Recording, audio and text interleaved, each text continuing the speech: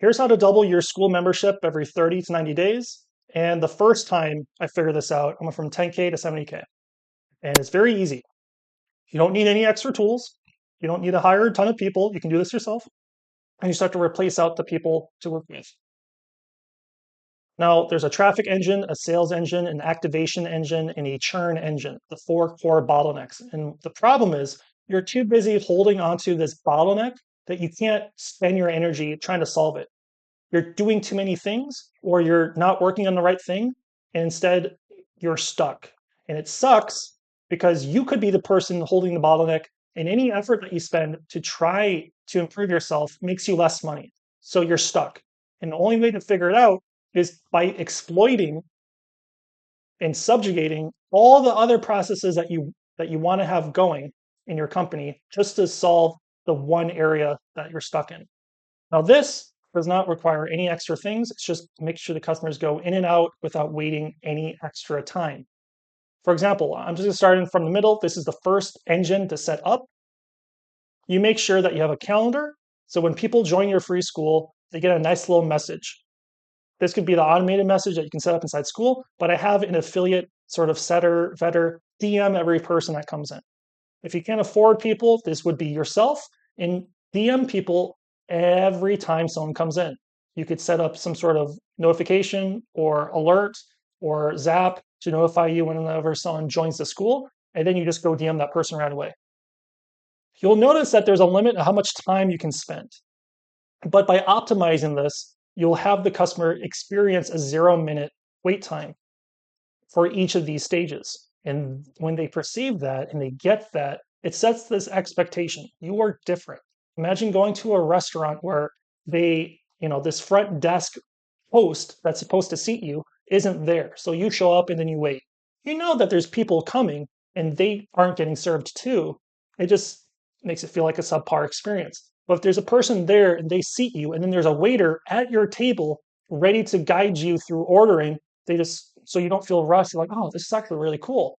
I don't have to wait. I know exactly what I want to order. Yeah, I want this. And the chef is like, they're like, great. The chef's going to start working on it right now. You see the chef wave, and he's like, he's going to take care of you. Is there anything else you need? I was like, no, that's great. And then in 5 minutes, they go bring out what you ordered. They're like, holy crap, this is amazing. I want to come here all the time. I got everything I wanted. I waited 5 minutes really between me entering the building, between me getting my food. This is amazing. You can do that same experience for your people. So they come inside the free school, they get a nice little message to go book in a calendar. This could be 0 seconds. They could just come join the link even before they come inside the school. But they hop into this calendar so they can talk with a onboarding closer, basically functionally a sales call. And this is the drum that sets the pace of the entire sales and activation engine. Now, this drum lets everyone know where is the functional constraint. And it's here because we have all these people that come in and then they're blocked, they're stuck. But everything after this is full, is open and available. There's no one's working until a new closer comes in. So if someone comes in, they have a sales call, and then they might end up buying. And when they do, then they'll get set up and onboarded and talk with the community manager and stuff. I have a downsell. About 95% of people end up wanting to do the downsell. And the downsell is very simple. It's free if you want to take a call with my onboarding person right now. You'll save 2 grand. People end up saying yes to that because they get all these bonuses. And then they experience like, hey, I didn't wait at all. At all. Like that was actually really cool. You're saying that I can set this up for my people? Yes. So if they want to pay up front for the year, they get all these other bonuses. But the activator will do plan A, the main plan, or the freebie downsell, which is still very valuable. They can go and say, this is great. It cost them effort to set this up for me. And then after that call, they book a meeting from here to here to here. They talk with the next person who has their entire day basically empty, except for a start of the day sort of meeting and an end of the day little event where they can go hang out in the community. The onboarding admin says, hey, I'll be holding you accountable. And this is, all the things that they would do. They have an onboarding calendar. They could set aside time to, be available for one-on-one calls. But they basically just onboard people ASAP.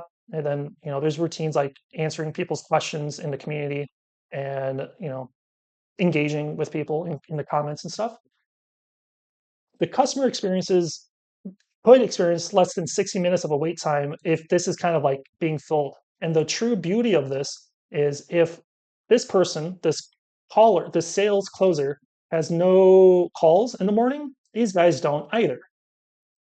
And that's okay. Instead, everyone is subjugated to improve this bottleneck. They're all working to pull people in to the calendar. They all have this little line that they pull, and that's the work that they do. When they see, hey, I don't have anything else to do besides make sure that this guy's calendar is full, it makes it easy.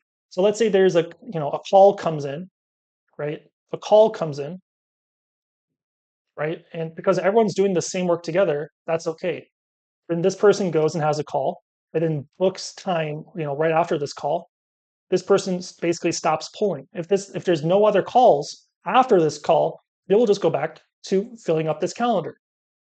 Now this person again decides to be onboarded, and then will be in this person's calendar, and so on. If this salesperson does not get any more other calls, they spend the rest of their day just pulling onto their calendar. It makes everything significantly easier by, huh, I think I destroyed my nice little art here. It just makes everything a lot easier when everyone's playing by the same goal of filling up this salesperson's calendar. This is the constraint, and there are these local buffers that, where we want to get as many calls in. And these people are not stacking up their calendar with as many calls or having the links to this be public necessarily, because I don't want to have, and this fucks up everything. You don't want to have people book time in this calendar, even if it's one person. When this person, when a customer comes into this calendar, then they close, they can't take that service because they already have calls booked. It double booked. That's a no-no. That doesn't get anyone results. It doesn't help anyone. So instead, we just have people flow in, and then they can talk with the person immediately. And people usually want to go for the immediate fix instead of like, yeah, I'll think about it. Well, it's free. And if you want to come back to get the paid thing, you just go back into the calendar. You just go back to that first calendar. Don't book in my calendar if I'm this guy. Don't book in my calendar. You have to go back to the beginning. And then the closer goes and says, yeah, cool. You experienced the thing. How did you like it? Yeah, we can set this up for you. Go, here's the activator. He's ready to take you on right now, just like last time. And then the second time through, they're like, dude, this is consistent.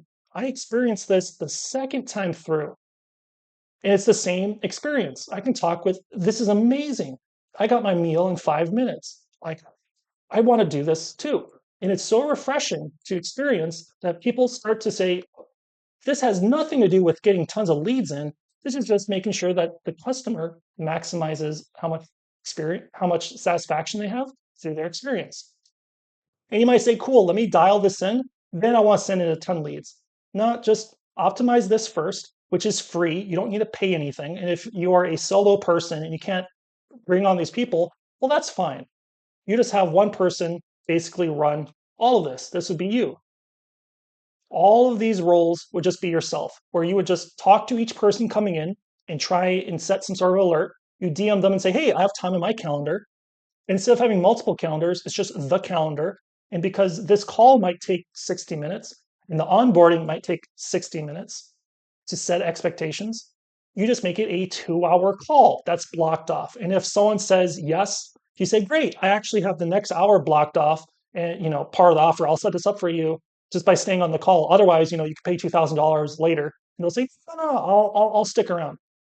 They experience getting everything set up, and then the next time they come in, they'll go back into your calendar and say, yeah, I got everything. And again, they're able to get into your calendar right away, and then they get set up, but you're blocked with how much time you have in a day. You might take 4-hour blocks, it might take 4 2-hour blocks for an 8-hour day, but that kind of blocks off how much time you can spend in here within the community, and it blocks how much time you can actually spend making content and getting, people to send traffic to you, which is all this other stuff. Instead, If you start here, you're able to very easily double how much money you make just by adding in one more person. So if I just add someone here, I'm able to fill up my calendar and just focus on calls and focus on the experience. Or I can just say, hey, you know what, I'm going to DM every person that comes in, but I'm going to have a dedicated community manager. Starting off, he doesn't have much to do. Community manager doesn't have much to do, but as soon as I have a sale, I can just pass it to him and then he'll follow it up. You basically double how much revenue that you can get just by saying, hey, now instead of having 4 2-hour blocks, I can just do 8 1-hour blocks. And then this person can handle 8 1-hour blocks. And then you'll say, hey, you know, this person is spending a lot of time in the community. Why don't I add another fulfillment person? Now, this person can spend all their time making sure that that customer experience immediately, right once they pay, can be maximized. So you get a dedicated activator. Then the community manager can, again, be handed the role to talk with the customers. Each of these people are paid as a percent of what comes through. So the closer, if you end up finding one, the closer could get, you know, maybe 10% of how much the customer pays. Activator and a CM might get 5% and 5% just by being there, just by being present. So if it's a $2,000 offer, 5% is $100. That's not bad. That could be $50 to $100 an hour just by being on top of stuff. Then you can go even further and say, dude, I will pay a salary, I'll pay you hourly, you know, maybe 20, 30 an hour. Just be here. And then when you're done, pull people in, and then you compensate them for how many people actually set time in their calendar. I found that to be the sort of like, hey, I can bring in people on a commission basis, and then I can start to think, actually, I can pay them hourly to, to have some sort of security. Then I could make more just as long as they follow the process. I can make significantly more. And that's true. You can bring in Filipinos, offshore workers who will be as diligent to be the activator or a community manager or a vetter, and the amount of arbitrage in training someone who doesn't have the skill to do exactly what you do is astronomical. So that's one of the core things I bring people on.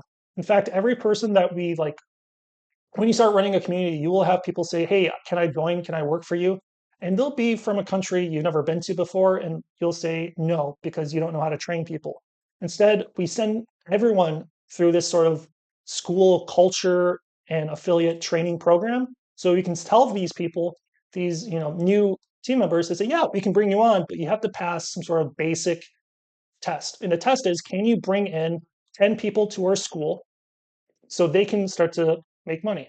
And we'll say, cool, if they come in, we'll pay you $10, right? $1 per join. And if they end up closing, you know, you'll get a bonus and you'll get paid. They end up saying yes to that. They just want something. They know that they're probably not going to be the closer or activator or community manager, but these affiliate vetters who DM people in other Discords or Telegrams or Twitters or schools, they go bring people in to say, hey, you know, you should check these guys out. They're doing free onboardings. You know, they're able to solve this problem that you're posting about for free. Go check them out. This engine drives a ton of people. They experience greatness. They start to hang out in the community. They start to consume the content. And then when they decide to buy, they experience the same thing that they got on their first day. They know that they're going to be able to set up the same, right? Proof.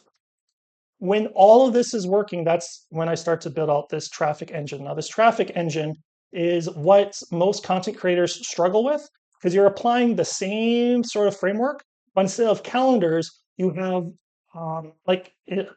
a buffer based on stock or based on, you know, inventory.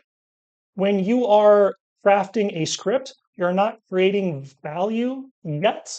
You are investing time into the script because you want the video to perform well, but the video does not perform well, or the blog post doesn't drive clicks until it is published.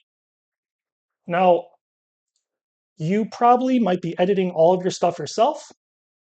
And this flow is, you know, you might review what to do, you might research some stuff, and then end up scripting. I just look at the videos that did well, and I just make more videos based off of that.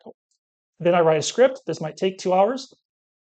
and then I record it, which might take an hour, which means on a good day, I might produce 2 or 3 or 4 videos, and then they end up being unedited. Now, I'm not a fan of doing work that I can delegate so I can focus on the thing that actually creates the most value. To me, I think is scripting. Presenting it is great, but making sure I'm saying and doing the right things, which is why I actually spent 2 days on this one and with some other content that I'm ready to post next. But it goes to this stock buffer. Now, this buffer is this key thing. This drum, buffer, and rope is at its heart the core thing of what makes all this fun and shiny. Now, this editor, I have this copy editor being that they can analyze and write the script that they wanted to understand how the video was made.